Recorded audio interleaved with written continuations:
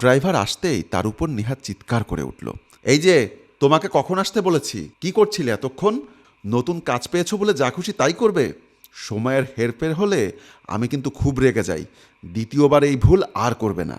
ইয়াসিন বলল, গাড়ির চাকাটা পাঞ্চার হয়ে গিয়েছিল ম্যাডাম, ওটা সারাতেই দেরি হয়ে গেল। গাড়ির দরজা খুলতেই নিহাতার সিটের উপরে একটা প্যাকেট দেখতে পেয়ে ড্রাইভারকে জিজ্ঞাসা করলো, এটা কি?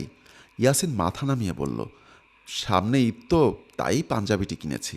নিহা বলল, ও, তার মানে এই জন্য দেরি হলো তোমার? আজই কাজ শুরু করলে আর আজ থেকেই অজুহাত দেওয়া শুরু? এজন্যই তোমাদের মতো মুসলমানদেরকে আমি ভরসা করতে চাই না। আজই তোমাকে আমি কাজ থেকে বের করব। দরকার হলে আমি ক্যাব বুক করে নেব বা অটোতে যাব, তবু তোমাকে রাখবো না। অনেকক্ষণ ধরে ইয়াসিন সহ্য করছিল। ম্যাডাম তাকে বারবার মুসলমান মুসলমান বলে ছোট করছেন। এখন সে চুপ করে না থেকে বলল, ব্যাস ম্যাডাম, অনেক হয়েছে। এই নিন আপনার গাড়ি আর চাবি। আপনাকে আর কাল আমাকে ছাড়াতে হবে না। আমি আজ থেকেই কাজ ছেড়ে চলে যাচ্ছি। মুসলমানদের প্রতি আপনার এত ঘৃণা দেখে সত্যিই খুব অবাক লাগলো। কিছুদিন পর নিহা ক্যাব বুক করতে গিয়ে দেখে ফোনের সুইচ অফ হয়ে গেছে। অজ্ঞতা অটো খুঁজতে এগিয়ে যেতে থাকে। রাস্তার ধারে দাঁড়িয়ে থাকা কিছু ছেলে অনেকক্ষণ ধরে নেহাকে টিটকারি মারছিল। তারপর নেহা ওদের নজর থেকে দূরে যাবার জন্য এগিয়ে গেলে ছেলেগুলো ওর পিছু নেয়। নিহা তাড়াতাড়ি হাঁটা শুরু করে। কিছুটা যেতেই একটা অটো দেখতে পায়। অটোওয়ালাকে ডাকা মাত্রই তখন অটোওয়ালা পিছন ফিরে তাকায়। তখন নিহা অবাক হয়ে যায়।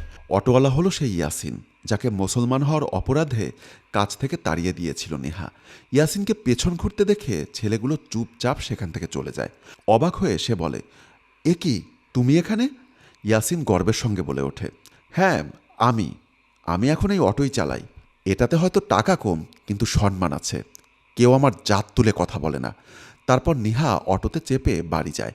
আর যেতে যেতে ভাবে, সত্যি মুসলিম হিন্দু এসব বলে মানুষকে ছোট করা একদমই উচিত নয়। আজকে যে ছেলেগুলো তাকে টিটকারি মারছিল, তাদের থেকে বাঁচালো এই মুসলিম ছেলেটাই, যাকে সে এত ছোট করেছিল। তাই কোনো দিন কারো জাত তুলে অপমান করা উচিত নয়। এই পৃথিবীতে সবাই মানুষ। নেহা ইয়াসিনকে বলল, তোমার ঈদে আমার বাসায় দাওয়াত রইল। খুব ভালোভাবে ঈদ কাটাও। আর তোমার মতো ছেলেরা সারা জীবন মাথা উঁচু করে বেঁচে থাকুক। পারলে আমায় ক্ষমা করো। আমি সত্যিই না বুঝে তোমাকে অনেক অপমান করেছিলাম। বন্ধুরা, আমাদের এই গল্পটি যদি আপনাদের ভালো লেগে থাকে, তাহলে অবশ্যই লাইক, কমেন্টস এবং শেয়ার দিয়ে আমাদের পাশেই থাকবেন। খুব শীঘ্রই আবারও কোনো নতুন গল্পে আপনাদের সাথে দেখা হবে। ধন্যবাদ সবাইকে।